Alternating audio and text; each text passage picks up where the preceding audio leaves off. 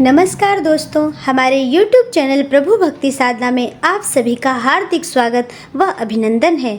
दोस्तों, सर्वप्रथम आप सभी को श्रावण माह के शुक्ल पक्ष की एकादशी की ढेर सारी शुभकामनाएं। भगवान श्री हरि की कृपा आपके व आपके पूरे परिवार पर सदैव बनी रहे।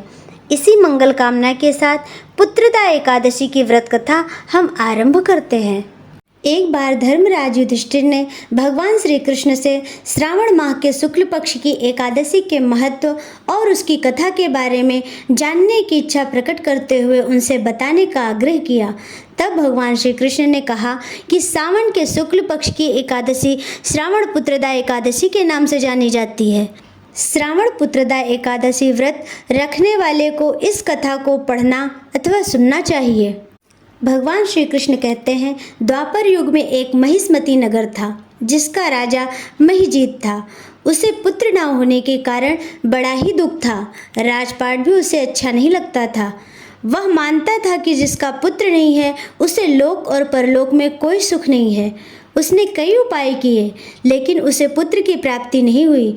जब वह राजा वृद्ध हो गया तो एक दिन सभा बुलाई और उसमें प्रजा को भी शामिल किया। उसने कहा कि वह पुत्र न होने के कारण दुखी है।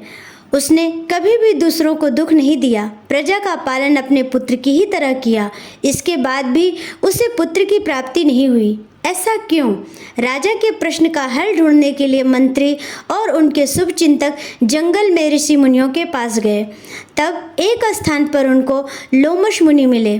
उन सभी ने लोमश मुनि को प्रणाम किया तो उन्होंने उनसे आने का कारण पूछा। तब उन सभी ने राजा के कष्ट का कारण बताया। उन्होंने कहा कि उनके राजा महिजीत पुत्रहीन होने के कारण दुखी हैं, जबकि वे प्रजा की देखभाल पुत्र की ही तरह करते हैं। तब लोमश ऋषि ने अपने तपोबल से राजा महिजीत के पूर्व जन्म के बारे में पता किया। उन्होंने बताया कि यह राजा पूर्व जन्म में एक गरीब वैश्या था। धन के लिए इसने कई बुरे कर्म किए। एक बार यह ज्येष्ठ शुक्ल द्वादशी को एक जलाशय पर पानी पीने गया था। 2 दिन से भूखा था। वहीं पर एक गाय भी पानी पी रही थी। तब इस राजा ने उस गाय को भगाकर स्वयं जल पीने लगा। इस वजह से राजा को इस जन्म में पुत्रहीन होने का दुख सहन करना पड़ रहा है। उन सभी ने लोमश ऋषि से इस पाप से मुक्ति का उपाय पूछा। तब उन्होंने कहा कि श्रावण शुक्ल की एकादशी का व्रत करने से अवश्य ही राजा के पाप मिट जाएंगे और पुत्र की प्राप्ति होगी। सभी मंत्री और शुभ चिंतक वापस आ गए और श्रावण शुक्ल एकादशी के दिन सभी प्रजा ने विधि पूर्वक व्रत रखा और पूजा की, रात्रि जागरण किया। इसके बाद सभी ने श्रावण शुक्ल एकादशी व्रत के पुण्य फल को राजा को प्रदान किया। इस व्रत के पुण्य प्रभाव से रानी ने एक सुंदर बालक को जन्म दिया। इससे राजा खुश हो गया और राज्य में उत्सव मनाया गया। श्रावण शुक्ल एकादशी के दिन पुत्र की प्राप्ति हुई, इसलिए इसे पुत्रदा एकादशी कहते हैं।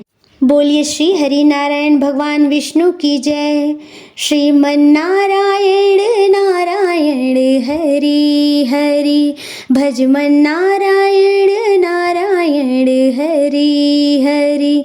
श्रीमन नारायण नारायण हरि हरि, हरि हरि, भजमन नारायण नारायण हरि।